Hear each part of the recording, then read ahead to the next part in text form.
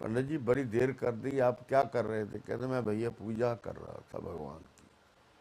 कहते क्या होती है पूजा? कहते हैं वो भगवान को जो परमात्मा है उसको उसकी आराधना की जाती है। कहते फिर क्या होता है?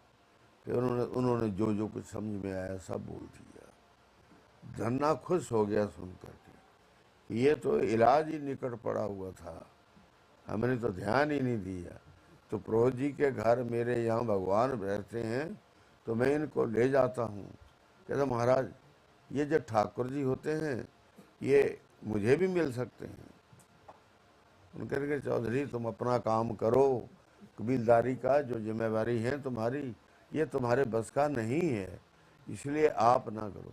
कहते नहीं नहीं मुझे एक ठाकुर दे दो। वो उठा तब जब ठाकुर ले लिए। और ठाकुर क्या लिए? पंडित जी ने बहुत सोचा, फिर इसको छोटा मोटा ठाकुर दिया तो ये कोई परवाह नहीं करेगा, समझेगा नहीं। उन्होंने अपना तोल वाला जो पत्थर था जिसे कुछ तोला करते थे वही उस बेचारे के आगे दे दिया कि ये ले। कपड़े में लिपेटे लिपुटे फूल फाल लगाए और दे दिया। ये ठाकुर जी हैं जिसकी पूजा करा करना। पूजा के बाद फिर इनको भोग लगाना और भोग के बाद वो प्रसाद भोग लगाना, सो खुद ले लेना। ये पाठ पढ़ा दिया उनको। धन्ना जी घर आ गए, आकर के ठाकुर जी के लिए जगह बनाई। एक एक घर में जहाँ कैसी जैसे कैसी बनी बना ली, पधरा दिए। अब दूसरा दिन आया तो स्नान कराने लगा। स्नान करा दिया, चंदन चढ़ा दिया, अक्षत पुष्प सब दे दिए, धूप जगा दिया, ज्योति जगा दी, जो पंडित जी ने कहा हुआ था सब कर दिया। दोपहर आ गए, काम करते करते भोजन का समय हो गया। उस बेचारे ने घर में अपने 2-4 रोटी उतारी, उतार करके 2 रोटी नारायण को ले गए, थाली में लगाई और लगा करके जो कुछ उसके पास था रखा ले गया। प्रार्थना कर दी कि प्रभु अब भोग लगाओ।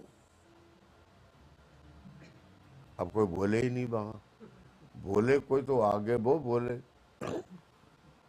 वो कहने लगे आप बोलते नहीं हो, पंडित जी के तो बड़ी बातें करते थे कमरे में बंद में, और मेरे पास यहाँ है नहीं कुछ भी बड़ी बात, तो आप नहीं करना चाहते होंगे।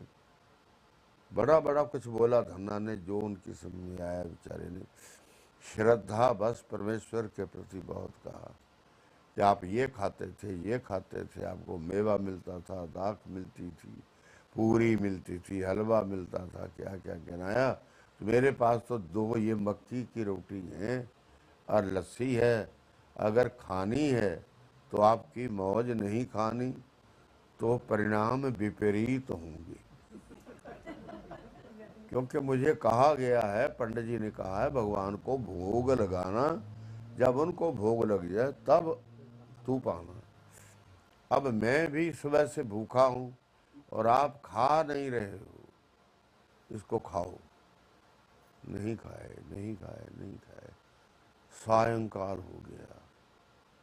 धन्य ने सोचा मेरे से बुराई क्या हुई जिसके कारण नारायण बोलना ही बंद कर गए, बोलते भी नहीं है। यहाँ पंडित जी के घर तो बहुत मुश्किल होता था, पर मेरे घर तो यहाँ ये बोलते भी नहीं है।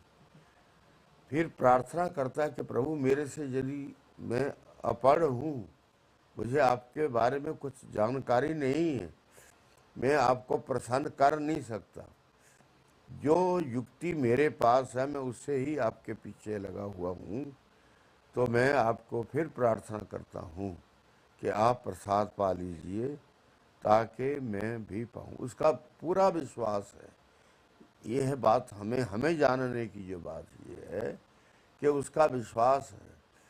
हमारा विश्वास ये है कि क्या होता है, रोटी लेनी है, घी लगाना है, शक्कर रखनी है या चीनी रखनी है, और कपड़े से ढांपना, ठाकुर जी के पास चले जाना, उनके आगे थाली रख देनी, जल रख देना और ऊपर से बस्तर उठा देना, अपने आप परिक्रमा लेने मैंने चले जाना, लौट के आना, कपड़ा उठा देना और थाली यूं की त्यों उठानी और अपने ले आए जहाँ भोजन बनता है।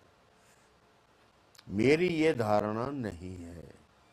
जो धन्य की धारणा है उसको ये पक्का विश्वास हो चुका हुआ है कि भगवान होते हैं और वो ये हैं। आपको को गर्मी गर्मी तो नहीं खा चुभ रही किसी को? तो आज कारण क्या हो गया जो खाना बंद हो गया, इनका खाना पीना बंद। फिर उसने सोचा नहीं, ये मुझे अपनी क्षमता बल दिखा रहे हैं, फिर देखते हैं कि कहाँ तक चलता है मेरे साथ। उसने क्या किया, अपने तेज धार एक शस्त्र उठा लिया और भगवान के आगे खड़ा हुआ। कहते यदि तो भोजन कर लेना है तब तो कृपा करो और कर लो, नहीं करना तो मैं अपना इस शस्त्र से अपना सिर आपको भेंट कर दूंगा। आपकी मर्जी, फिर कोई पूछता रहे आपको दे ना दे, लाए ना लाए। जब धना रहेगा नहीं तो कौन पूछेगा? फिर जब डांट भी हाथ में ले लिया, थाली आगे पड़ी है और शब्द बोल रहा है, आंखें लाल की हुई हैं, तो अब भगवान ने सोचा ये सच कर देगा, इसका नहीं है पता। भगवान उस पत्थर में से प्रकट हो गए। बुला दो जय अगर बस बोल बोल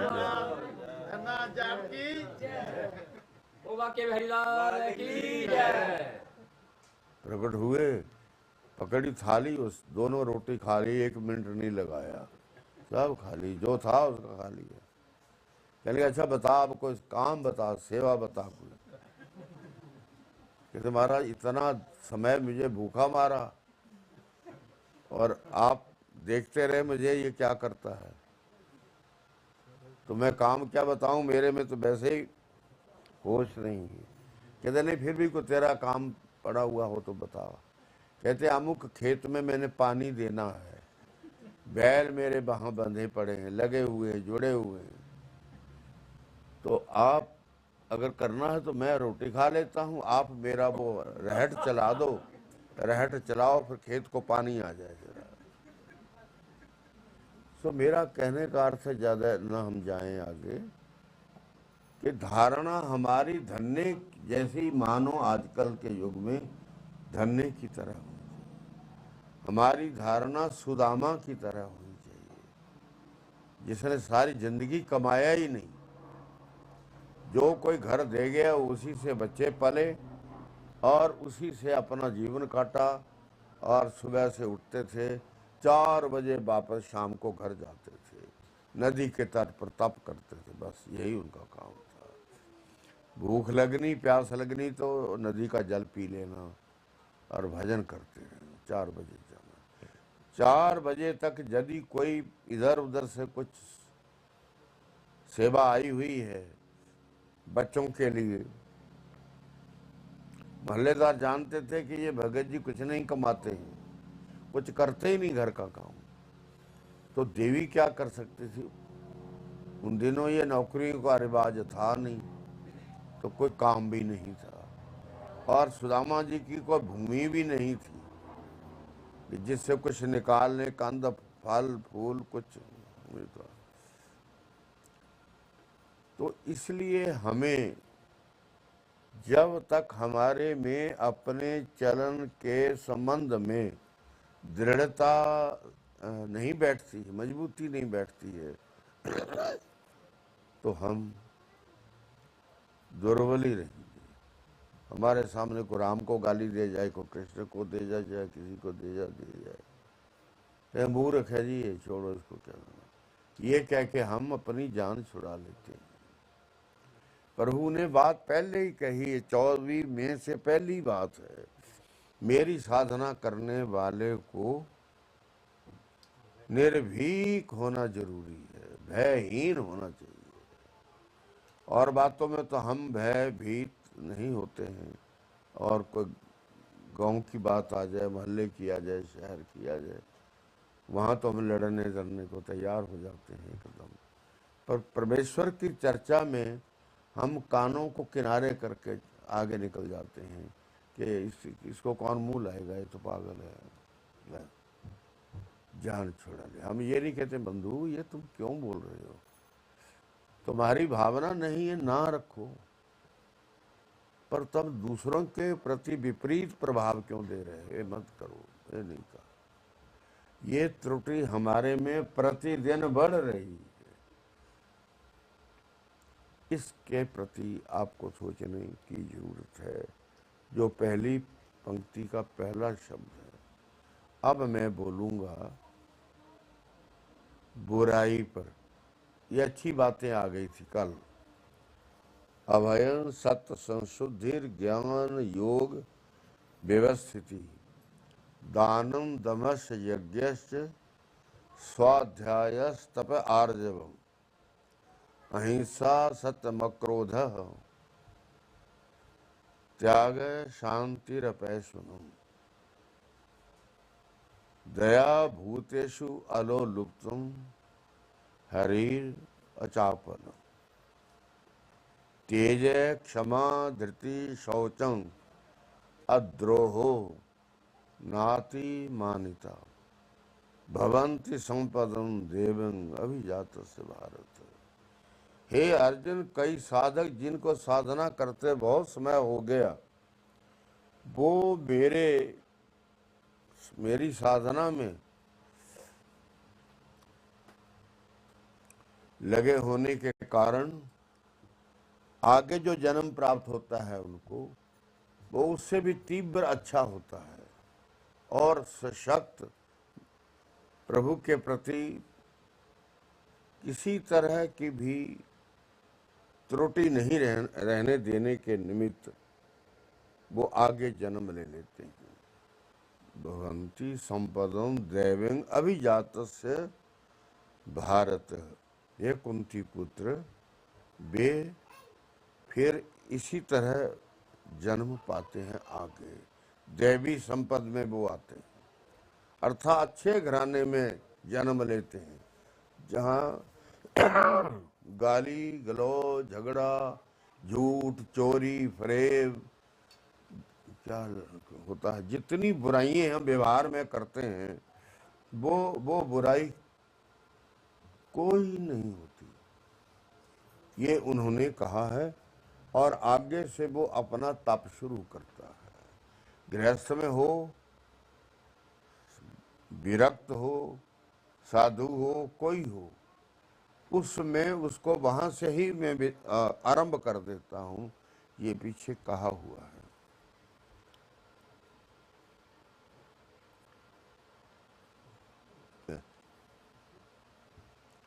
तो अब मैं ये कहने लगा हूं, दंभो ये थोड़ा है, बुराई थोड़ी है।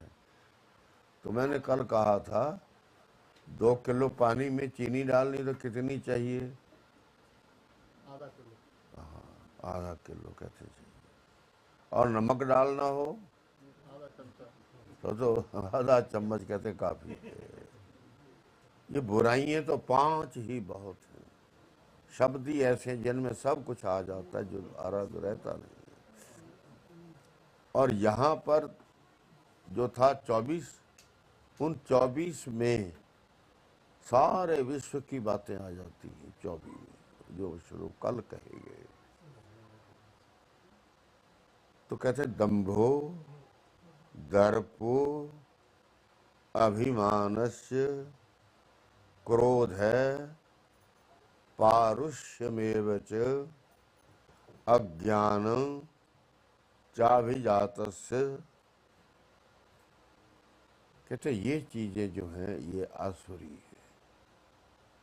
कितनी तरह के आदमी बताए? बोलो कोई।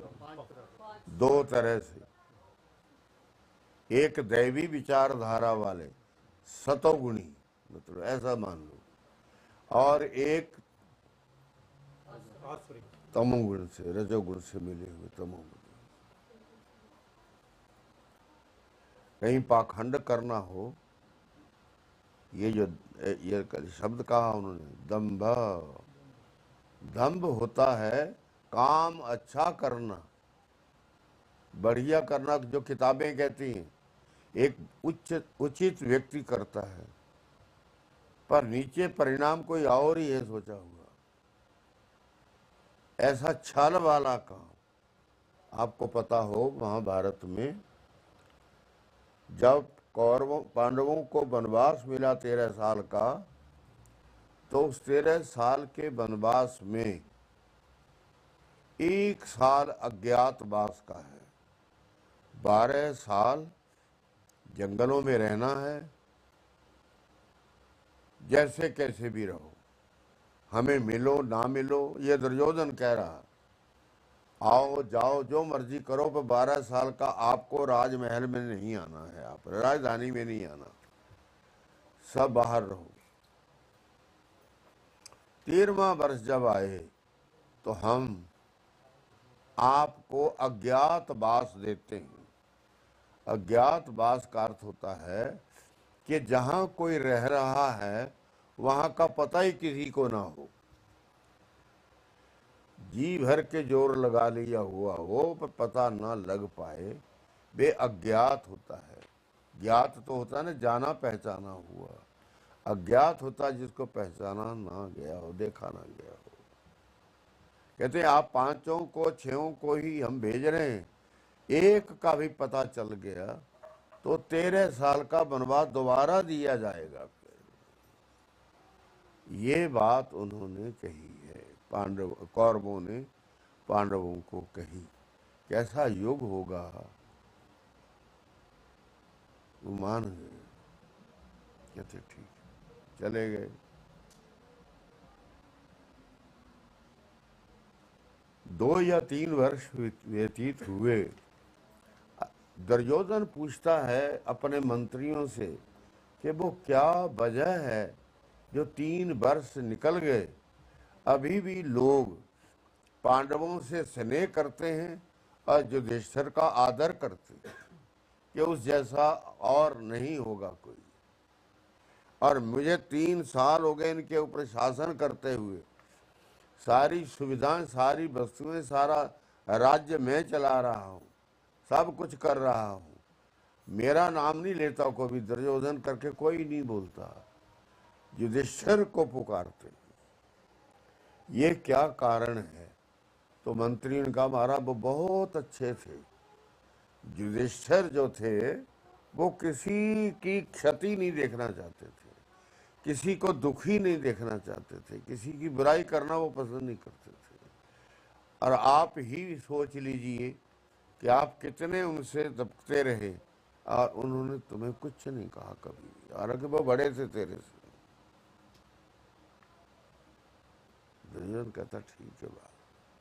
उसने मंत्रियों का दूसरे दिन गठन किया और कहा कि मैं आज के बाद प्रतिदिन नारायण का नाम लूंगा, भजन करूंगा, यज्ञ करूंगा, हवन करूंगा, ब्राह्मणों को आमंत्रित किया करूंगा, आदि आदि सारे काम जो युधिष्ठिर करते थे वो सारे मैं करा करूंगा। और उसने ठीक वैसे ही कर लिया, राज्य मंत्रियों को सौंप दिया और बाकी सारी प्रक्रिया तप की, भजन की, पाठ की शुरू।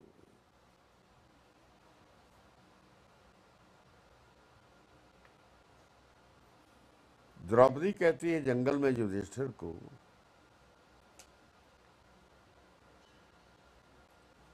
कि महाराज आप पीछे भी देखो क्या हो रहा है। कहते क्या हो रहा है? कहते दुर्योधन आपके सारे कार्यकलाप को लेकर खुद उस प्रकार का बन करके अब प्रभु की भक्ति में लग गया है। अब आप ये सोचो कि 12 वर्ष जाने के बाद, 13 काट के जाने के बाद राज्य मिल जाएगा, लोग भूल जाएंगे तब तक आपको, लोग ये स्वीकार नहीं करेंगे। ये बात उन्होंने उनको कही। किसने कही? द्रौपदी जी ने कही कि ये बात अच्छी नहीं है। आप पता करो पीछे क्या होता है, अपने क्या गुप्तचर भेजो, किसी को भेजो, कुछ करो, कुछ तो करो। ये थोड़ा बहुत तप करनी है, जब पेड़ों के नीचे बैठ गए और फल मिले तो खा लिए, पानी मिला तो पी लिया। कहते ये बात नहीं, आप करो, आपका हक है।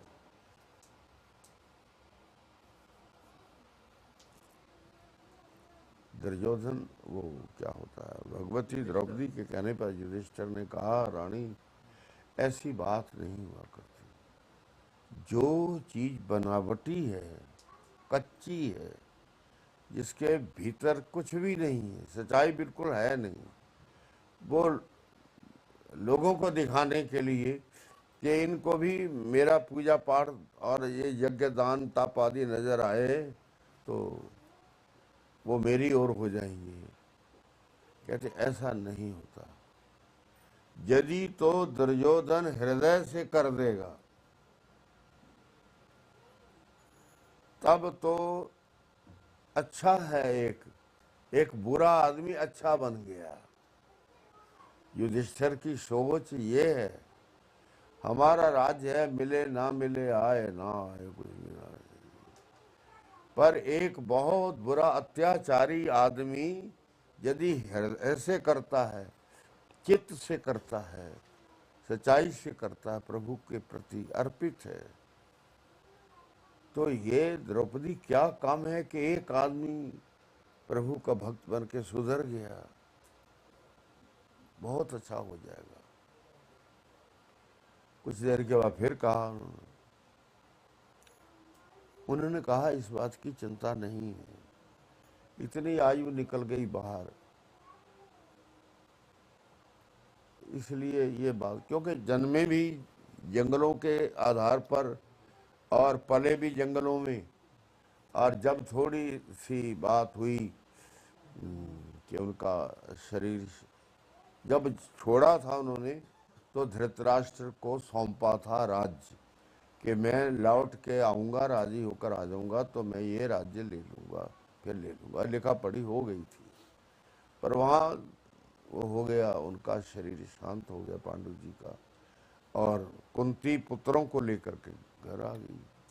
तो अब कुंती को अपने अधिकार मिल गए, वैसे रहने के लिए जगह, खान पान जो बड़े परिवारों में होता है, राज परिवारों में, वो सारा चालू हो गया। क्या धृतराष्ट्र उस समय तक दुर्योधन अभी अग्रणी नहीं बना हुआ था, इतना दुराचारी नहीं था, वो प्रतिदिन बढ़ता गया। तो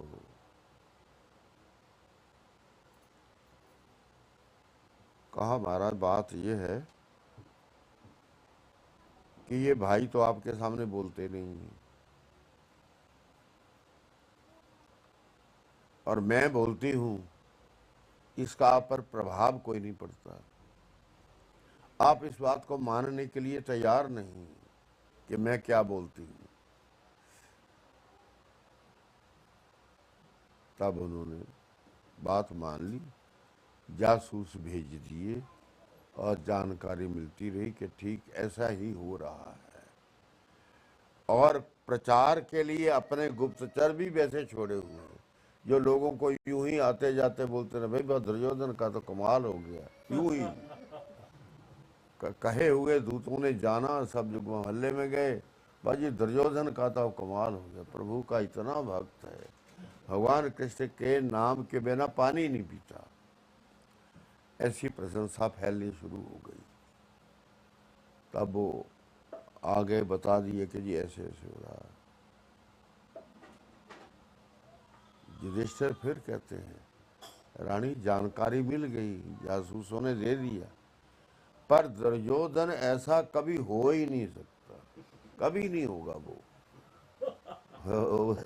वो तो युद्ध में ही जाएगा, और कोई तरीका नहीं है उसका, वो युद्ध में ही जाएगा। खैर कुछ भी हुआ,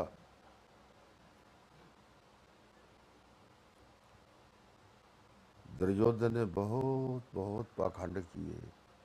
नीचे क्या था, उसकी प्रक्रिया में क्या था, कि मेरा नाम लोगों के मन में आ जाए कि मैं बहुत अच्छा आदमी हूँ, मैं बड़ा उपकारी हूँ, तपस्वी हूँ, यज्ञ करने वाला दाता हूँ, दानी हूँ, आदि आदि जितनी पवित्र बातें हैं सब मेरी लोगों में आ जाएं। दूत भी छोड़े, पर जो सभ्य लोग होते हैं, समझदार लोग होते हैं, वो जान लेते हैं कि यहाँ नीचे क्या हो रहा है, क्या है ये। तो उसका नाम क्या है? दुर्योधन ने क्या किया जी? दंभ, धोखा लोगों के साथ। जो वहाँ चरु पड़ता है, हवन पड़ता है, ब्रह्म भोज होते हैं, दक्षिणाएं होती हैं, गोदान होते हैं, ये सारे काम तो हो रहे हैं, पर हो किस बात के लिए रहे हैं? कि लोग युधिष्ठिर के नाम को भूलें और मुझे माने। ये एक अपराध है। तुम अपनी जगह अपना काम करो। तुम किसी को भुला देने के लिए अपने को आगे करोगे, ऐसा नहीं। इसलिए इसको दंभ कहते हैं, दंभ, छल। दंभ मैंने छल भी होता है। फिर कहते हैं दूसरी बुराई है दंभो दर्प। दर्प होता है जितना जहां तक हो सकता है वो अपने आप को भरने का प्रयास करता है, संपन्न करता, अपने आप को संपन्न बनाता है, अमीर बनाता है, शक्तिशाली बनाता है, पर काम किसी के नहीं आता। बोलता सबको रहता है, भैया जब कहीं मेरी जरूरत हो तो मेरे से ले लेना, मैं दे दूंगा जो चाहिए आपको। सबको बोलते ही जाना, जवानी देते ही जाना, रोज यही काम। ये दर्प होता है।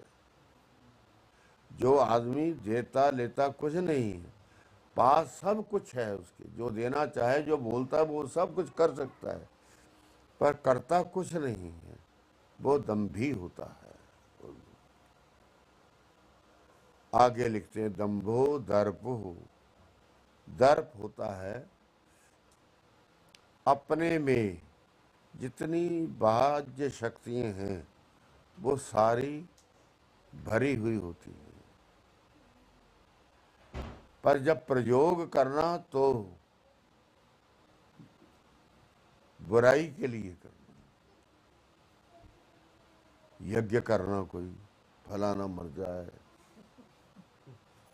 फलाने की तरक्की ना हो, मंदिरों में चक्कर काटने, परिक्रमाएं लेनी, भगवान को विनती करनी कि प्रभु उस परिवार का कुछ ना रहे, आदि आदि।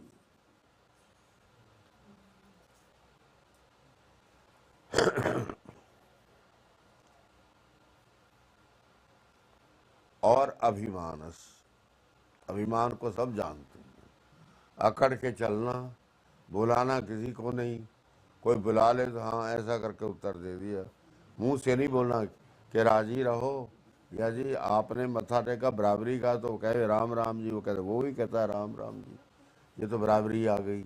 छोटा बड़ा हुआ तो मत्था टेक देगा, दूसरा सिर पर हाथ रख देगा, ये होगा। अभिमान में ये सब कुछ नहीं होता है। अभिमानी पास से पिता गुजर जाए तो बुलाने को तैयार नहीं होता कि बेटा जी कहाँ जा रहे हो, कौन सा टाइम है, कहाँ जा रहे हैं इसमें आप। ये अभिमान का अर्थ है, अभिमान। लोग आपके पुराने साहित्य में 5-7 आदमियों को अभिमानी गिनते हैं राजाओं में। कंस को अभिमानी गिना जाता है, और बाणासुर को अभिमानी माना जाता है। ऐसे ही दूसरी तरफ को लेना हो अगर, तो रावण को अभिमानी माना जाता है, जो लंकेश रहे, लंकापति रहे। तो ये 5-7 वो लोग हैं जिन्होंने कुछ नहीं सोचने की बात की, जो हो सका बुरा वो कर डाला। बस बुरी बात जब दिमाग में आई तो कर दी, कुछ हुआ।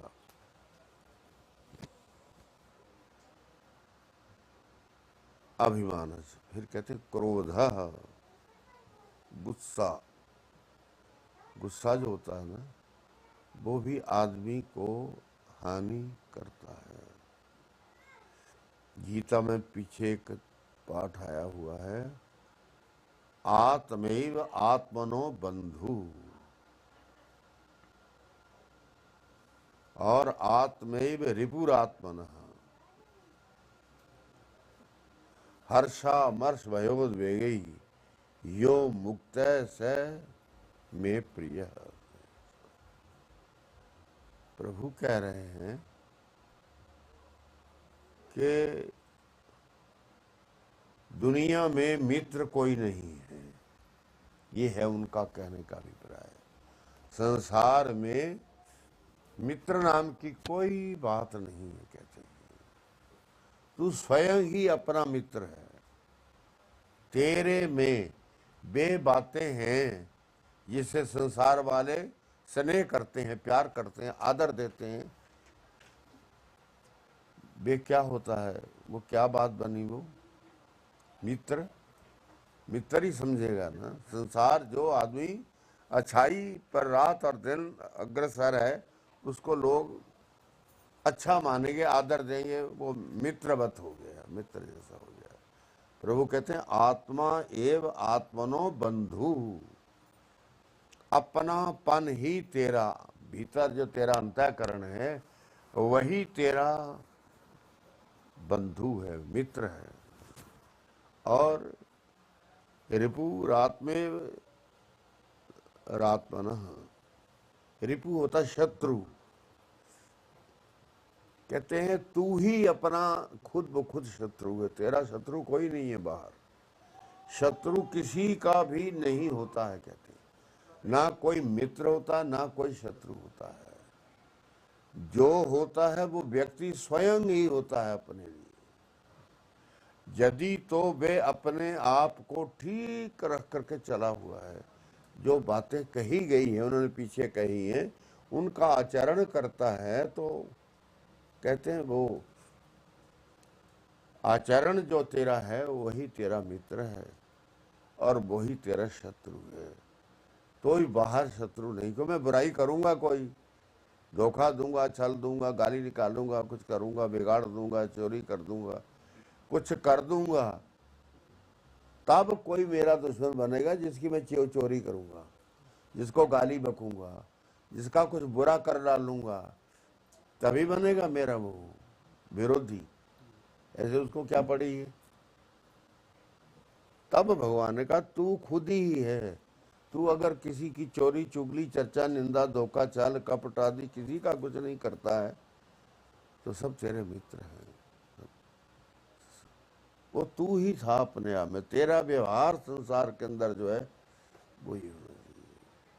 और कहते हैं और तू ही शत्रु है अपना, तेरा शत्रु भी कोई नहीं है, ये उन्होंने कहा। शत्रु दंभो दर्पो अभिमान से क्रोध है, गुस्सा। आदमी जो गुस्सा करता है आदमी, उसका मित्र संसार में कम ही बनते हैं। रावण का कोई मित्र था? केवल एक था। वो भी कौन? जो राम के बाण से मारा हुआ, वहां से वो जहाँ ताड़का मारी है वहीं से दो भाई थे, मरीच और सुबाहु। तो सुबाहु बड़ा था और मरीच छोटा था। तो मरीच वहां से बाण से उठाया हुआ लंका में पड़ा करके। जब विश्वामित्र का यज्ञ हो रहा था ना, ये तब की बात, तो उसमें उन्होंने उसको कहा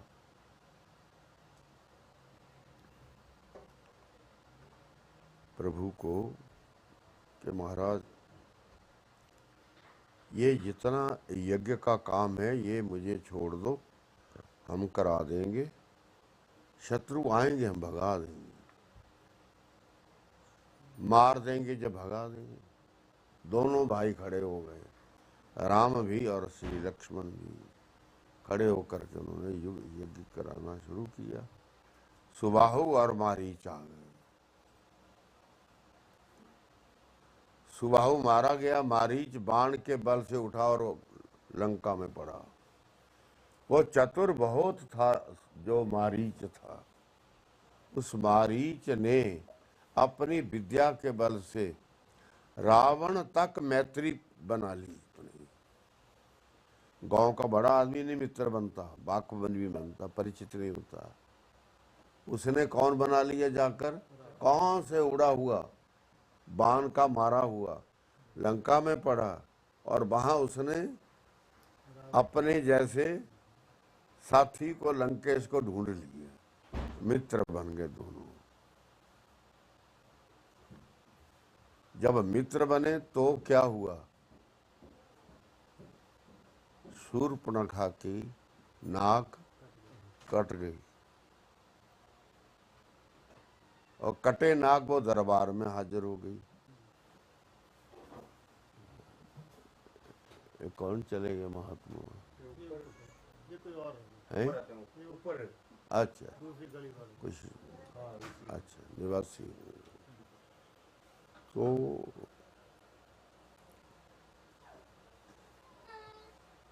जब बहन को कटे नाक देखा तो रावण का ठिकाना नहीं रहा गुस्से का। वो तो ये सोचे कि कहीं अभी हो तो मैं उसको खा लूं। जिसने ये दुर्घटना की है उसको तो मैं जीते को खा लूं। उठा, दरबार लगा हुआ छोड़ा, मारीच के पास चला गया। रावण मुकुट लगा हुआ और एक साधारण आदमी ही कई जगह जाकर बैठ गया। वो खड़ा हुआ, उसने आदर किया। तो वो कहने लगे कि महाराज आप पधारे हो। डरा भी कि राजा है, सब अस्त्र शस्त्र पास है, आया आ गया या क्या बात है। कहते महाराज, कहते मैं मारीच, मैं आज तेरे से एक सहयोग लेने आया हूँ, तेरे से एक सहायता लेने आया हूँ। कहते महाराज मेरे से, मैं तो अदना आदमी हूँ, मेरे से क्या सहायता हो सकती। कहते नहीं, तेरे में वो है तभी मैं यहाँ आया हूँ। कहते महाराज मेरे पास है तो मैं हाजिर हूँ, मुझे बताओ। तब उन्होंने कहा मेरी बहन की नाक काट डाली। 2 साधु रहते हैं यहाँ जंगल में, उनके साथ उनके एक की पत्नी है, तो मैं उसका हरण करना चाहता हूँ। ये मेरे मन में है, कुछ नहीं। कि तुम्हारा अब बोलता है, वो बोलता है लंकेश मैं आपसे एक प्रार्थना करता हूँ। कहते कहो। कहते पराई स्त्री का हरण नहीं हो सकता, धर्मशास्त्र मना करता है, जो मना है सो मना ही है, नहीं पराई स्त्री नहीं हरण करना। तब रावण कहता सुन, मैं तेरे से वेद पढ़ने नहीं आया, ना तेरे से धर्मशास्त्र सुनने आया। मैं तो तुझे एक बात कह रहा हूं कि तू मेरी मदद कर। यदि नहीं कर सकता तो तलवार मेरे हाथ में, मैं सिर उड़ा के ही आऊंगा। उस मारीच ने सोचा मृत्यु है मेरी, अब मृत्यु पक्की है। रावण मारे चाहे राम मारे, मेरा मरना पक्का है। निर्णय लेता 2 मृत्युओं में से। कहता रावण अत्यंत घोर अपराधी आदमी है, पापी है, इसके हाथ से मरना तो मेरा कई कल्पों तक नरक में सड़ता रहूंगा। तो यदि मरना पक्का है तो मैं क्यों ना राम के हाथों से मरूं। निर्णय कर, कहते बताओ जी क्या करना।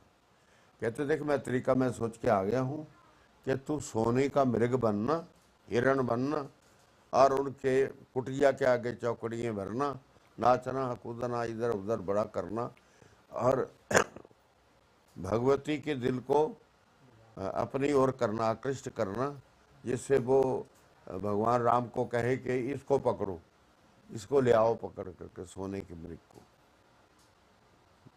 जब भगवान से कहा हो गई बात, वो उधर चला गया, उधर चला गया। उसने कहा जी हाँ कल ऐसा ही होगा। वो सोने का मृग बना और खड़ा हो गया। ये आप सब रामायण जानते हैं, उसी में है। छलांग भर दी, चौकड़ी लगा दी, जैसे हिरण चलते हैं। हिरण आम पशुओं की तरह नहीं चलते, इनका चलन अलग होता है, कुछ छड़प्पा सा मारते हैं, छोटा छोटा छोटा छोटा। तो वो कहने लगे, भगवती कहती हैं राम से कि महाराज वो देखो सोने का मृग आपके आंगन में नाच रहा है। भगवान ने भी देखा। कहते हैं द्रौपदी न सीते, ये सोने के मृग नहीं हुआ करते। ये बार क्या कर रहे हो? वो देखो सामने नाच रहा है, घूम रहा है, खा रहा है, कुछ कर रहा है, तो आप क्या बोल रहे हो? कहते मैं ठीक बोलता हूँ, नहीं होते। कहते मैं नहीं जानती होते हैं कि नहीं होते, पर ये है। कहते हाँ है तो फिर जाओ और उसको पकड़ के ले आओ। मारना वो है नहीं, जीवित लाना है। फिर हम जब जाएंगे ना वनवास काट कर, तो नगरी में लोगों को देखने को मिलेगा कि दुनिया में जंगलों में सोने के भी मृग होते हैं, हिरण होते हैं। भगवती को ये लगा हुआ है और राम मना कर रहे हैं कि ये नहीं होता, जो चीज होती नहीं वो क्यों होगी। गीता में भी लिखा न असतो विद्यते भावो ना भावो विद्यते सत। जो चीज होती नहीं है वो कभी होगी ही नहीं, जो होती है उसने कभी रुकना नहीं, उसने होना है। पर राम सीता जी तो फिर जरा ज्यादा उसमें हो गए। तो भगवान ने कहा अच्छा मैं जाता हूँ, फिर देखता हूँ। चले गए, अपना सारा अस्त्र शस्त्र लिया, चले गए। चले गए तो जाते हुए कह गए जरा सीता का ध्यान रखना भैया, लक्ष्मण लक्ष्मण अब सेवा में है। घंटा 2 घंटे जितना टाइम निकला उतने में पूछ की चरकता है कि क्या लाऊं, क्या खाना, क्या पीना, कुछ करना है। माता ने कुछ नहीं लिया। उनका वो जब तक वन में गए हुए हैं ना, जंगल में, वहाँ से हिरण को पकड़ के नहीं ना ले आते, तब तक हम कुछ नहीं खाना। मैंने कहा अच्छा, बैठा रहा। इतने में एक आवाज आ गई। आवाज आई जिसमें ये कहा गया है, हे लक्ष्मण मेरी सुध लो।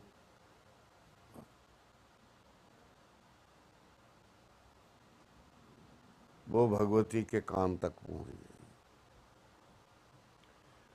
और किसी को नहीं सुनी, ना लक्ष्मण को सुनी ना और किसी को। भगवती सीता जी के कान में पड़ गई और ऐसी लगी कि जैसे वो आवाज श्री राम जी की हो। श्री राम जी की बात को मानते हुए सीता ने कहा, लक्ष्मण जल्दी करो, तेरे भाई संकट में है इस समय। कहते माँ वो कैसे? कहते आवाज आई है, मुझे आवाज सुनी है मैंने, उनकी पुकार को सुना है मैंने। लक्ष्मण कहता माँ ऐसा कभी हो नहीं सकता। राम के ऊपर कोई विजयी हो, कोई जीते, कोई हमला करे, कहते ये कभी नहीं हो सकता, ये है नहीं बात ही। ऐसी बातें 2-3 तो सुन ली। भगवती सीता फिर गर्म हो गई कि तू भक्त नहीं है, तू श्रद्धालु नहीं है, तू देवर नहीं है, तू ये है, तू वो है। बहुत बोला भाला। उसने सोचा माँ को कुपित करना भी अपराध होता है। उसने फिर एक रेखा खींच डाली सीता जी के चारों ओर, कुटिया के माँ ध्यान रखना इस रेखा से के भीतर कोई आएगा नहीं और आपने जाना नहीं। रेखा मैंने खींच दी है, आपने रेखा से बाहर नहीं जाना। दूसरा कोई आ नहीं सकेगा, जो आएगा वो पहले जल जाएगा। रेखा बलेगी, आग बन जाएगी, आदमी जल जाएगा, नहीं आएगा। मैं ये प्रबंध करके जा रहा हूं। अगर आप नहीं मानते हो मेरी बात तो यही मेरे पास उपाय है। खैर कुछ भी तूने किया बहुत ठीक है, पर तू जल्दी चला जा, मुझे भी समझाने की कोशिश न कर, जा चला गया। आगे राम आ रहे थे, वापस आ रहे, हिरण को मार आए, आ गए। लक्ष्मण भगवान चकित हो गए, कहते लक्ष्मण तू, कि तुम्हारा आप ही ने आवाज दी थी। कहते मैंने तो कोई आवाज नहीं दी। फिर भगवान को याद आया, कहते नहीं लक्ष्मण ठीक है, मैं तो नहीं बोला हूं, पर मारीच मरते समय अपने मित्र की मित्रता निभाने के लिए उन मेरे जैसे वाणी बना करके शब्द बोले थे कि हे लक्ष्मण मेरी सुधि ले। भगवान ने भी सुने थे वो। कहते मुझे संदेह हो गया था, ये जाता हुआ वह अपनी मित्र की मित्रता निभा गया है, मर गया है अलग बात है, पर आवाज दे दी उस तक पहुंच जाए, पहुंच गई। भगवान घर आए, चले आ रहे हैं, रावण आ गए। वो तो कथा है, वो प्रसंग क्या सुनाना, कि उसमें वो घर आए तो रावण खड़ा है, भिक्षा मांग रहा है। भगवती बाहर निकली, उन्होंने कहा ऋषिवर मेरे पास इस समय अपने कुटिया में कुछ भी खाने को नहीं है, तो मैं क्या दूंगा आपको। कहते अच्छा तो फिर मैं साधु हूं, भिक्षा लेने आया था, नहीं है तेरे पास तो मैं चला जाता हूँ। किताबें ये कहती हैं कि घर में मांगने में यदि कोई आ जाता है, हर तत्काल कुछ कुछ जो कुछ बन पाता है अपने से, अपने आप को कष्ट में नहीं डालना, पर अतिथि जो भिक्षु खड़ा है उसके पल्ले कुछ पान डालना ही चाहिए। तो रावण कहता अच्छा मैं फिर खाली लौट रहा हूं। भिक्षु का खाली लौटना पाप होता है। वो लिखता है धर्मशास्त्र तो ये बोलता है, वो उस अतिथि के खाली चले जाने से उस घर के भाग्यहीन होने लग जाते हैं और दुर्बलता आ जाती है और घर में की संपत्ति क्षीण होने लग जाती है। इसलिए आए हुए को झूठ में वापस नहीं करना। तो भगवती को रावण ने कहा, तो भगवती ने कहा मेरे पास कुछ है नहीं, पर मैं देखती हूँ कि सुबह लक्ष्मण फूल लेने जंगल में गया था, तो आता हुआ शायद कुछ ले आया हो। तो देखा तो लक्ष्मण की बेर टोकरिया में बेर पड़े हुए थे। तब माता बाहर आई कि हे ऋषिवर मेरे पास सुबह के लाए हुए बेर हैं, अगर ये आपको पसंद हो तो मैं दे रही हूं। कहते बेर दे दो, कुछ दे दो, दे दो। अब फिर सीधा मुंह घर की कुटिया की ओर कर लिया और भगवती भीतर गई, वो डलिया उठा के ले आई। और जब रावण बढ़ा लेने आगे तो ज्वाला ने रंग दिखा दिया अपना। इतनी बल उठी, जल उठी, जैसे कोई घर जल जाता है, इस तरह बल गई। रावण समझ गया एक किसी यति ने अपनी कार दे दी है, यहाँ पीछे हट गया। कहने लगा देवी तेरे यहाँ तो कार दी हुई है, मैं तो भीतर आ नहीं सकता। अगर भिक्षा देना आप धर्म समझती हो तो मैं यहाँ बाहर से ले लूँगा, मैं बंधी हुई भिक्षा नहीं। हाँ भगवती को कहा कि मैं आ नहीं सकता, तुम आ जाओ। भगवती कहने लगी नहीं आप जरा रेखा के पास आ जाओ, मैं आपके उसमें थैले में जो भी कुछ है तुम्हारा उसमें डाल दूंगी। कहते नहीं फिर ये बंधी हुई भिक्षा नहीं मैं लेता, बंधी हुई कार है बीच में। तब भगवती ने फिर वो बाहर निकल गई, बाहर निकली, उसने चरणों में हाथ लगाया, मत्था टेककर उठा के ले गया, चला गया। तो ये होता है शत्रु की बात चली गई थी, दंभो दर्पो अभिमानस्य, क्रोध है पारुष्य में, क्रोध की बात थी। क्रोध जो है आदमी के अंदर नहीं आना चाहिए। रावण के अंदर बिना सोचे समझे सीता हरण की बात पलों में उठ गई, दिन नहीं लगे, पलों में उठ गई। उसी दूसरे दिन सारा कुछ कर डाला उसने, सीता का हरण भी कर लिया, ले गया, अशोक वाटिका में ठहरा दिया।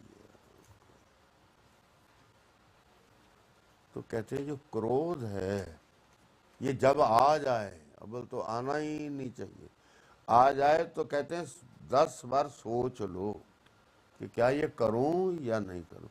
सुन रहे हो कि नहीं? लगता है कि आपको पसंद नहीं आ रही बात। ये अजय जी फंसे हुए हैं यहाँ।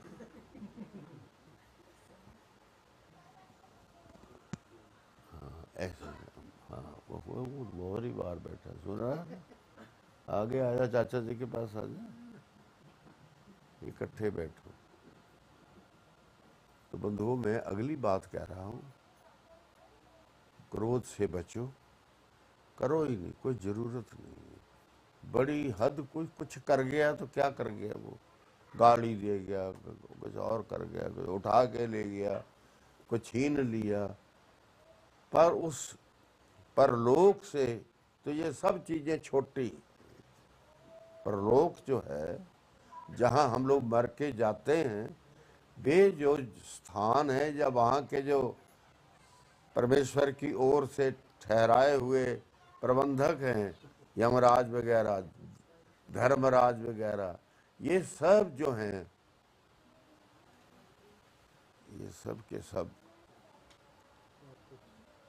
फिर परेशानी, ये सारा उनके आगे कुछ नहीं होता।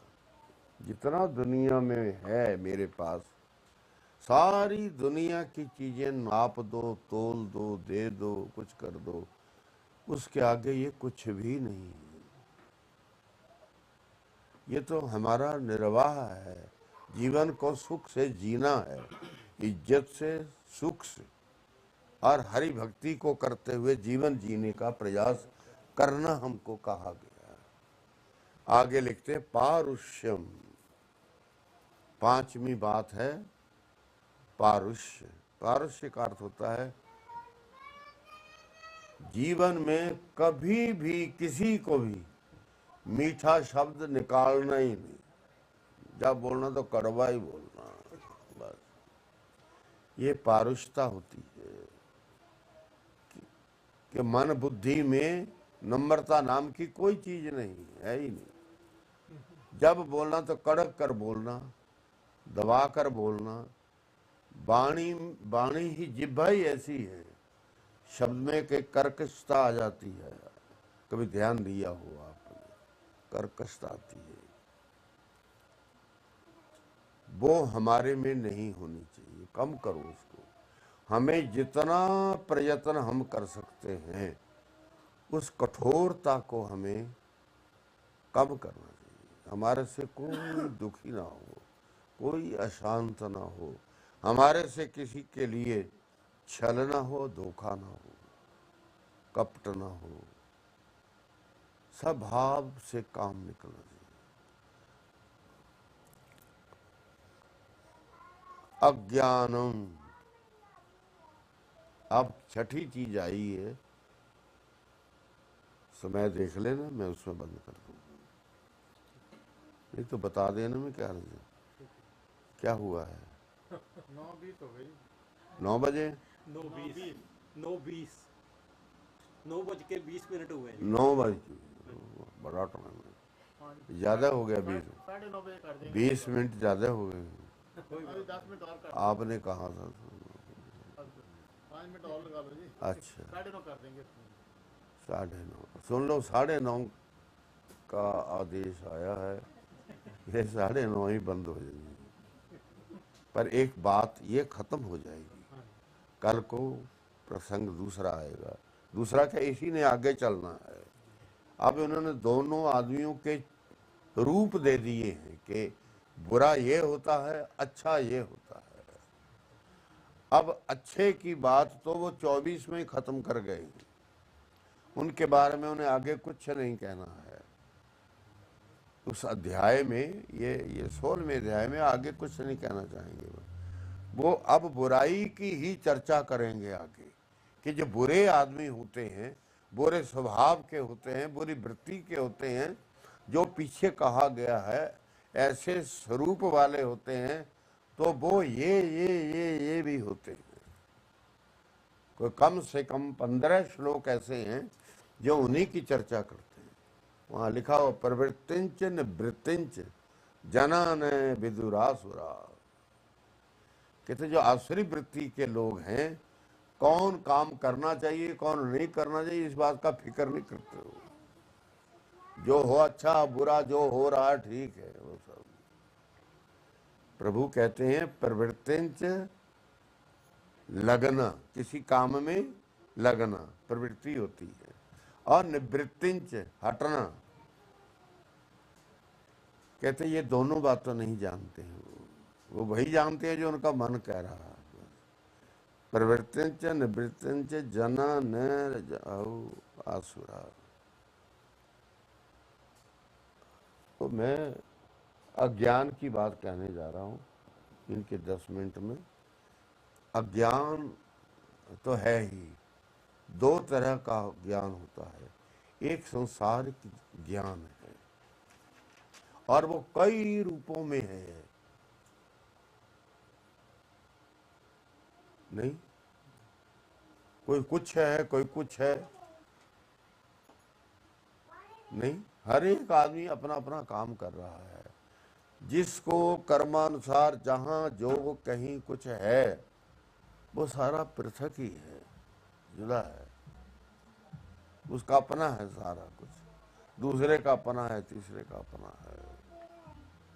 उस पर वो ये कहना चाह रहे हैं कि जो सांसारिक सुख हैं उन्हें वे बहुत अच्छे तरीके से प्रयोग में लाने की कोशिश में रहते हैं। कौन वाला? जो आसुरी वृत्ति के मालिक हैं, बुराई के जो जिम्मेवार हैं, बुराई जिनको अति प्रिय लगती है, उनकी बात कर रहे हैं। अज्ञानं चाभिजातस्य, जो अज्ञान से भरा पड़ा है, अभिजात होता है या तो जन्मा हुआ या उसमें भरा हुआ।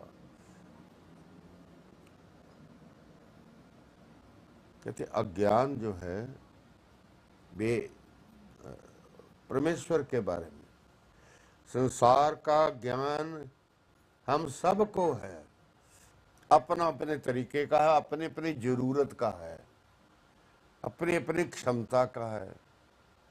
ऐसा है या नहीं है?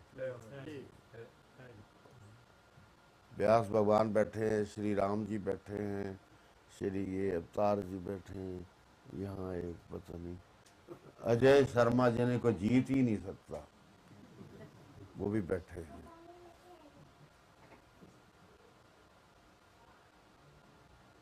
अज्ञान संसार का ज्ञान, अज्ञान संसार के बारे में यहाँ कथित नहीं है।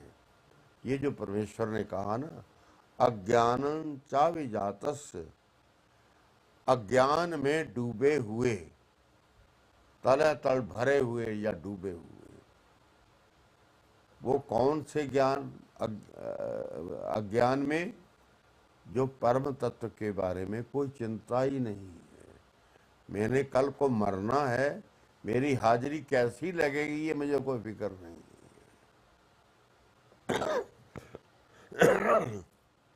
जो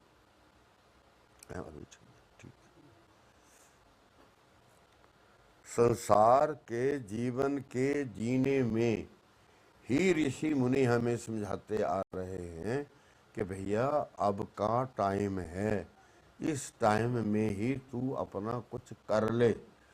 उन्होंने कहा है उद्धरेत आत्मनः आत्मानं न आत्मानं अवसादयेत। कहते हैं अर्जुन मेरे विचार में ये है कि आदमी को अपने जीवन यात्रा में ही, इसी जिंदगी में, अब मरूंगा फिर बनूंगा तब करूंगा, ये बात नहीं वो मानने को तैयार। वो ये कहते हैं कि अभी तू जो जी रहा है दुनिया में, इस समय जो तेरी जिंदगी चल रही है, इसी जीवन के चलते ही तू अपने परलोक का निर्माण कर जा। बैठी बात है, नहीं बैठी। अपना परलोक खुद वहां कोई बनाने वाला नहीं है, पीछे से भी कुछ नहीं जाना। कहते वहां का प्रबंध जो जिसके पास है, उसकी किसी से वाकफियत नहीं होती, अपरिचित होता है। जब जीव जाता है तो उसके अनुसार उसका पोथा खोल लेते हैं, तत्काल वैसा वैसा हो जाता है। तब भगवान राय दे रहे हैं अर्जुन को, ये पीछे आया है श्लोक, उद्धरेत आत्मनः आत्मानं, अपने पन को, जो जीव तू है, तू अपने ही प्रयत्न में, प्रयत्न के द्वारा, इसी जीवन यात्रा में, जब जो तेरी चल रही है, ये चाहे 10 दिन जाके खत्म हो जाए, पर जब से तू मेरे शब्द को सुन रहा है, तब से ही तुझे इस ओर लग जाना चाहिए। क्यों? एक शब्द और दिया, वो साबित करता है कुछ। यहाँ तो कह रही है उद्धरेत आत्मना आत्मानम। आदमी को चाहिए कि यहाँ सांसारिक सुखों को प्राप्त करते हुए, समृद्ध होते हुए, संसार के साथ अच्छा जीवन जीते हुए ये परमेश्वर का भजन करे। ये किताबें कहती हैं, धर्मशास्त्र बोलते हैं। सोना कोई नहीं भैया, बहुत कोई है तो नहीं सोया हुआ कोई, कईयों की गर्दनें झुकी लगती हैं मुझे। तो बंधुओं, बस थोड़ा ही रह गया, इनके पल नहीं पार करूंगा। तो वो ये कह रहे हैं, ये श्लोक खत्म हो जाएगा फिर वो, कि मुझे वो ये कह रहे हैं, कहना हम अर्जुन को क्यों कहेंगे, मुझे ये कह रहे हैं कि अपने इसी जीवन में जब तक तू मृत्यु तुझे नहीं आती है, अब के क्षण से लेकर तुझे सावधानी से अपने परलोक के बनाए, परलोक के निर्माण के लिए जितने कार्य धर्मशास्त्र ने कहे हैं, उनमें से जो तेरे से हो सकते हैं उनको तू करने का प्रयास कर दे, क्योंकि परलोक में तेरा कोई है नहीं। अच्छा, यदि यहाँ हैं भी तो ये क्या करेंगे? इन्होंने तो अपना काम कर दिया, ले गए और ईंधन डाल करके अग्नि के हवाले कर दिया, और मैंने अपना फिक्र नहीं किया। आगे कहते हैं न आत्मानं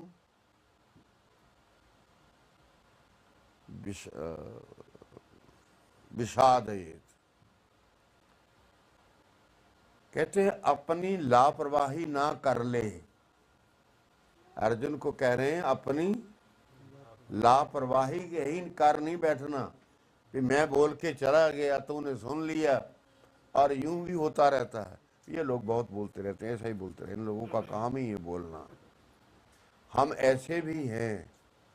तो प्रभु कहते मैं दोबारा दोहरा दूं इसको, कहीं भ्रम में ना रह जाइए कि मेरी मैत्री है, मेरी रिश्तेदारी है, मेरा सब कुछ है। भगवान कृष्ण मेरी वहां मदद करेंगे। इस पर वो कह रहे हैं कि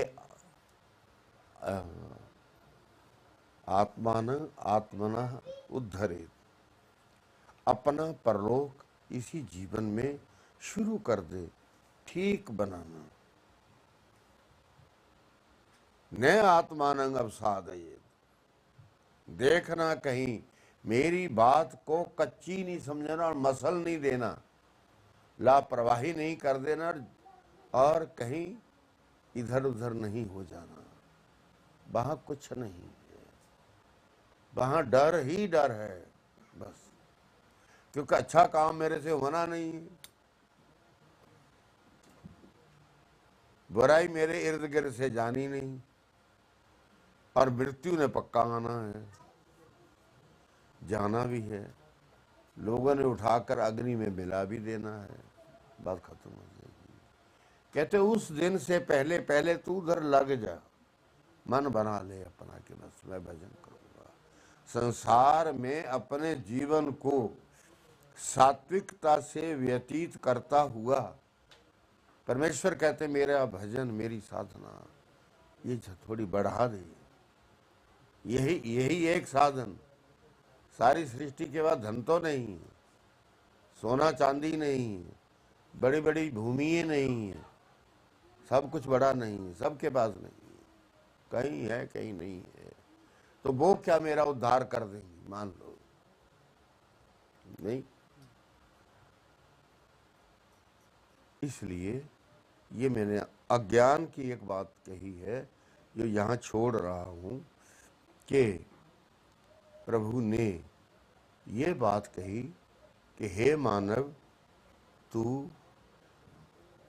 मैं आपसे भी कहता हूँ कि आज आप सुनकर जाओगे यहाँ से, और चाहे आगे लाख बार पढ़ चुके हुए हों, गीता में पढ़ चुके हों, रामायण में पढ़ चुके हों, जहाँ कहीं ये प्रसंग आ जाते हैं तो व्यक्ति का कर्तव्य बन जाता है कि अपने साधनों में से समय निकाल कर परमेश्वर के लिए यदि कोई 1 घंटा निकालता है तो अभ्यास करे, कल को 2 मिनट और बढ़ाए, फिर और बढ़ाए, फिर और बढ़ाए, वर्ष भर में 15-20 मिनट और बढ़ा ले। ये परमेश्वर कहने का अर्थ ये देते हैं, न आत्मानंग अवसादे, देखना अपनी आत्मा को रुलाना नहीं, तुझ जीव को रुलना नहीं है, वहां तूने यमराज की मार नहीं खानी और अग्नि के अंगारों पर चलना नहीं है, और तुझे बड़े बड़े हथियारों से जो काटेंगे वो वहां, तो वो उनसे भी बचना है। ये सारी चीजों से अगर बचना है तो एक ही तरीका है जो मैं कह रहा हूं कि अपना पर कल्याण, अपने परलोक का कल्याण, जिससे तुझे धर्मराज लेने आए, यमराज के दूत ना आए कहीं, इस बात से बचा रहे हैं अर्जुन को। तो अज्ञानं चाभिजातस्, प्रभु कहते हैं अर्जुन जो परलोक का ज्ञान मुझे नहीं है किसी को, वो भूल है। ज्ञान चाहिए परलोक का और लोक का, जीवन जीने के लिए लौकिक मेरा ज्ञान समृद्ध होना चाहिए, बड़ा हुआ होना चाहिए, और परमेश्वर को रिझाने के लिए मेरे भक्ति भावना आदि जो पवित्र कार्य कहे गए वो मेरे जीवन में उतरने चाहिए और मुझे उनके ऊपर चलना चाहिए। आज के प्रसंग में हमने बुराई की चर्चा की है।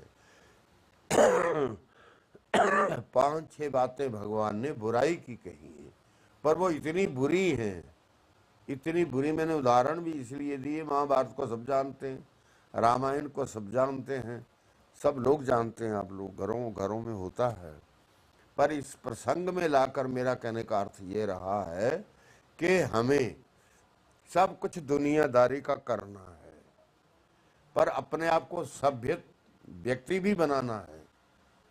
सब कुछ भी करूं, सारे सुख भोगूं, जी भर के खाना खाऊं, जी भर के निद्रा लूं, जी भर के अपना कमाने का काम करूं, कुछ और करूं, बच्चों को पढ़ाऊं लिखाऊं, सारे काम कबीलदारी के अच्छे तरीके से करूं। परंच अर्जुन परलोक का भी भय रखो। भय, किताब मैंने कल परसों कहा था, देयम कहा था, ये प्रसंग में एक बात आई थी, वे हाथ से कुछ दो, बस कुछ ना, जो दे सकते हो किसी को वो हाथ से दो। तो फिर वो कहता है, फिर कहता देयम, अजी कुछ देते ही रहना चाहिए। कहते यदि फिर भी तेरे समझ में नहीं आई तो कहता हरिया देयम, लोग दे रहे हैं, कहीं हवन हो रहा है, कहीं यज्ञ हो रहा है, कहीं कथा हो रही है, लोग वहां अपना अपना सब योगदान कर रहे हैं। तू भी दे दे कुछ, कहते दे हम। कैसे देंगे? हरिया देंगे। हरी होती शर्म, लज्जा। लोग दे रहे हैं और मैं खड़ा हूं लाठी की तरह, तो मैं क्यों नहीं देता? मैं भी 1 रुपया निकालूं, दे दूं। पर ये ध्यान रखना, जेब जो बोलती हो वो ध्यान रखना। अर्थात शक्ति से ज्यादा देना नहीं। शक्ति होते हाथ पीछे बोल रहे जी, हाँ करना। ये मुझे कहा है उन्होंने कि दे भैया, कुछ दे, जो दे सकता देता जा। फिर कहते हैं भिया दे। तीसरी बात, अरे कुछ तुझे शर्म भी नहीं है, तू बेशर्म हो गया है अगर, तो यमराज के डर से दे। वहां तो जाना ही पड़ना है, वहां तो कोई रोक नहीं सका, आज तक नहीं रोका कोई। भगवान ने जिन घरों में शरीर प्रकट किया अपना, उस अव्यक्त और अखंड ब्रह्म ने एक मानवीय देह अगर धारण कर लिया है, तो जहां धारण किया वो भी यमराज के उसी रास्ते गए। शरीर सबको छोड़ना पड़ा है, किसी ने नहीं रखा अपना शरीर, परमेश्वर ने भी नहीं रखा। कहते ये मेरी चीज नहीं, ये प्रकृति का मामला है। उसने, जैसे मैंने पता नहीं कल कहा था कि आदमी को मृत्यु से पहले भी मुक्ति मिलती है, जैसे राजा जनक को मिली हुई थी, कि वो विदेह कहलाया है।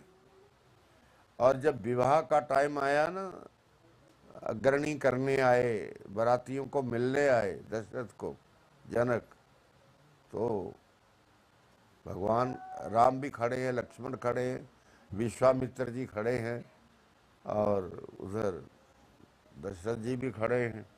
तो राजा जनक मिलने आए, आदर करने आए, और उनका एक काम था कि कुछ भी हो रहा है पर भीतर नारायण का नाम चला हुआ है। ये विधियां अपने आप चलेंगे, हम लोग तो अपने आप आती हैं, ना आए तो फिर हम किसी समझदार को पूछते हैं। वैसे आ जाती हैं, प्रकृति कहती है, किताबें कहती हैं कि अपने आप आती है। पर मैं आएगी तब ना अगर मैं उधर को जाऊंगा। ठीक है, मैं रास्ता ही दूसरा पकड़ रहा हूं तो वो जगह कहाँ आएगी? वो तो आएगी नहीं। तो उस पर वो कहते भिया देऊं यमराज के डर से, तुझसे जो बन पाता, किसी की भलाई तू कर सकता तो तुझे कर देनी चाहिए, दे देना। तो ये अज्ञान है परलोक का, जो तुम्हें जानकारी नहीं है कि वहां गुजरती कैसे है और जन्म कैसे कैसे होते हैं, 84 लाख योनि क्या होती है, ये बातें वहां सब फिर देखने को मिलती। और आदमी घबराया हुआ होता है, कुछ होता नहीं, बोल नहीं सकता, कुछ कर नहीं सकता। पीछे के मेरे 5-10 दिन अगर मेरे पिछलों ने कुछ कर दिया पूजा पाठ तो कोई बड़ी बात नहीं है। मेरे इतने जुल्मों के पीछे मेरी वो 10 दिन की पूजा क्या करेगी, मेरा क्या बनाएगी? मैंने तो सारे जिंदगी लोगों को ठगा है, खराब किया है, चोरी की है, धोखा दिया है, छल किया है, कपट किया है, सारी बुराइयां कोई छोड़ी नहीं। तो वो तो 10 दिन के उन पिंडदान से कुछ भी बनने वाला नहीं। वो पिंडदान का अर्थ ये भी नहीं समझ लेना कि वो नहीं करने चाहिए, वो जरूरी है, क्योंकि जो पीछे रहने वाला परिवार और भूमि और संपत्ति है, उसमें क्षरण ना आए, उसमें कहीं कमी ना आए। जो पीछे रहने वाले हैं वो सुख से, शांति से, समृद्धि से रह सकें, ये तदर्थ हम उन पिंडदान आदि को करते हैं। तो बंधुओं, आज हमने बुराई की चर्चा की है, याद रहे तो बहुत अच्छा है, क्योंकि याद रखूंगा मैं तो डरूंगा, तो हटूंगा पीछे, प्रयत्न करूंगा थोड़ा कि मुझे गुस्सा नहीं करना चाहिए, मुझे चोरी नहीं करनी चाहिए, मुझे धोखा नहीं देना चाहिए, मुझे छल नहीं करना चाहिए, आदि आदि कितनी बातें हैं, उसको कोई गिना नहीं सकता। पर उन्होंने 5 में ही दे दी सारी। छठी ऐसी है ना जो अज्ञान की है, वो सारा कुछ समेटती है कि यदि प्रलोक का बोध तुझे नहीं है तो तू खरा काम करेगा भी कोई नहीं। इसलिए परलोक को याद रख और फिर मेरा भजन कर या साधना कर या जो तेरे से हो पाता सो कर। पर भजन तो सरल है, उसमें तो कोई ना पैसा लगता, न टका लगता, न किसी आदमी की जरूरत है, न किसी की सहायता चाहिए। बैठो भजन में, बैठो, पेड़ के नीचे बैठ जाओ, लोग सुनाते हैं एक चर्चा, फिर मैं बंद कर रहा हूँ। अब थके तो नहीं? अच्छा, लोग सुनाते हैं फिर 2 भाई जन्मे, 2 भाइयों का इकट्ठा जन्म हुआ एक ही समय में। बुराई क्या थी कि ऐसे थे दोनों, पीठें मिली हुई थी, एक का सारा मुंह वगैरह सारा शरीर इधर को, दूसरे का उधर को, ऐसा जन्म हुआ। ये पुराणों में चर्चा है, ऐसा जन्म हुआ है। अब एक ने चलना है तो दूसरे को अपनी पीठ पर लेना है, तभी चलेगा ना वो। कैसे चलेगा? ऐसे ही चला जाएगा। वो थक जाता है तो दूसरे ने अपने ऊपर उसको ले लेना है, तो फिर उसने चलना है। इस तरह एक दिन गर्मी के दिन थे बड़े, और कहने लगे दोनों ही आपस में, मुंह तो इधर उधर थे, शक्लों का भी पता नहीं था क्या है हमारी। तो वो कहने लगे कि भैया धूप है, कोई आराम कर लेना चाहिए। कहते ठीक है, आराम कर लेना चाहिए। अब आराम करने के लिए उन्हें घना सा एक पेड़ मिल गया। पेड़ के नीचे पीठ के बल तो सोया जा सकता नहीं, कि पीठ है ही नहीं, दोनों ओर मुंह है। किनारों पर सोते हैं किनारा, कभी कभी उसने बदल लिया अपना तो दूसरे का भी बदला गया, कभी उसने बदला तो उसका बदला गया, बस यही रहता था। तो एक बोलता उनमें से एक टेढ़ा था जरा, वो कहता है परमेश्वर मूर्ख है, परमात्मा मूर्ख है। दूसरा कहता नहीं, परमेश्वर नहीं मूर्ख होता, हमारे ही कर्म फल ऐसे हैं। कहते नहीं नहीं, मैं अपनी बात नहीं करता। कहते क्यों? कहते पीछे हम आए थे ना, कहते हाँ, तो वहाँ एक बेल थी ना, कहते हाँ बेल थी। कहते उसको फल लगे हुए थे, कहते हाँ। कहते कितने बड़े बड़े थे? तो वहां से बताता भाई इतने इतने थे। फिर और ये कितना बड़ा पेड़ है, इतना बड़ा मोटा है, और इसको आम लगाए हुए इतने। मूर्ख नहीं है तो परमात्मा तो अक्लमंद कहां से है? कहता इतनी दुर्बल बेल को, छोटी सी पतली सी बेल को इतना बड़ा फल लगाया, कद्दू घिया आदि कुछ भी लगा है। कहता ये नहीं चाहिए था, ये वहां चाहिए था। ये जो फल लगे हैं इसको, आम को, ये उस बेल को लगने चाहिए थे, और वो कद्दू इसको लगने चाहिए थे। वो विरोध करता है, वो उसका विरोध करता है। बस इस तरह चली जिंदगी चल रही है। एक दिन फिर टाइम आया, लेट के तो वो कहता है ऊपर से आम गिरा। आम गिरा तो जो टेढ़ा था ना उसके नाक पर पड़ा, उसके नाक पर पड़ा तो पीड़ा हुई, दर्द हुई, खून बह गया। अब दूसरा बोलता है कि भैया ये, कहते क्या करें पता नहीं। कहते पता नहीं, परमेश्वर बहुत समझदार है, उसने इस बड़े पेड़ को इसलिए अगर कद्दू लगा दिया होता तो हम दोनों मर गए होते। इसलिए उसकी हर बात ठीक है। हमें समझने में नहीं आ रही है, ये हमारी कमी है। ठीक है, तो यहाँ तक हमने प्रभु चर्चा की है। नारायण करें हमें अपने चरणों की रति जो है, स्नेह जो है, प्रेम जो है, भाव जो है, वो दें, सबको दें। नहीं भी हम लगे तो भी हमें लगना चाहिए। जिस पल से मुझे समझदारी हो जाए, अक्लमंदी हो जाए, धर्मशास्त्र बोलता है जब से व्यक्ति को खाना, अपने आप खाना, अपने आप पहनना, अपने आप काम करने का होश आ जाए, तब से उसको भजन की ओर भी लग जाना चाहिए। ये मनु जी धर्मशास्त्र में बोलते हैं कि कब से करे परमेश्वर का भजन। वो कहते तब से शुरू कर दे जब से उसको अपनी देख रेख का थोड़ा फिक्र हो गया है।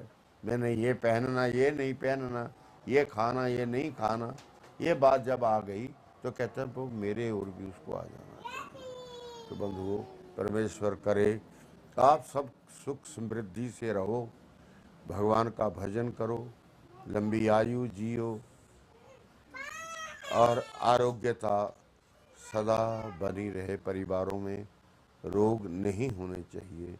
ओम ओम। गुरु महाराज की जय। सतगुरुदेव की, श्री बाबा रुद्रानंद जी महाराज की, अखंड धुने की जय। अब आरती करें। हाँ आरती।